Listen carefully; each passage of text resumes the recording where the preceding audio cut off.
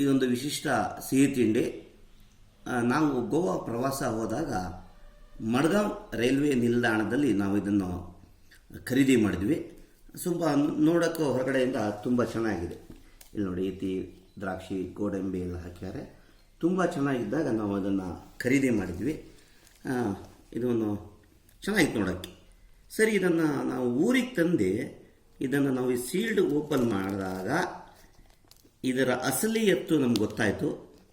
ಏನು ಅಂದರೆ, ನಿಮಗೂ ಆಶ್ಚರ್ಯ ಆಗ್ಬೋದು ಅಥವಾ ಅನುಭವನೂ ಆಗಿರ್ಬೋದು. ಮುಂದೆ ಖರೀದಿ ಮಾಡಬೇಕಾದ್ರೆ ಸ್ವಲ್ಪ ಎಚ್ಚರ ಇರಲಿ ಅನ್ನೋ ಉದ್ದೇಶಕ್ಕೆ ಈ ವಿಡಿಯೋ ಮಾಡ್ತಾ ಇದ್ದೇನೆ. ಭಾಳ ಚೆನ್ನಾಗಿದೆ ನೋಡಿ, ಎಷ್ಟು ಮೋಸ ಮಾಡ್ತಾರೆ ಅನ್ನೋದಕ್ಕೆ.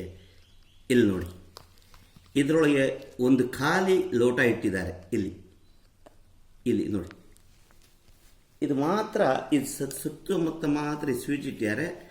ಇದು ಗ್ರಾಹಕರನ್ನು ಹೇಗೆ ದೋಚಬೋದು ಅಥವಾ ಮೋಸ ಮಾಡ್ಬೋದು ಅನ್ನೋದಕ್ಕೆ ಒಂದು ಉದಾಹರಣೆ. ದಯವಿಟ್ಟು ಮುಂದೆ ನೀವು ಎಲ್ಲೇ ಹೋದರೂ ಖರೀದಿ ಮಾಡೋಕ್ರೆ ಓಪನ್ ಮಾಡಿ ಇದನ್ನು ನೋಡಿ ಆಮೇಲೆ ಖರೀದಿ ಮಾಡೋದು ಒಳ್ಳೆಯದು ಅನ್ನೋದು ನನ್ನ ಭಾವನೆ. ಎಲ್ಲರಿಗೂ ನಮಸ್ಕಾರ.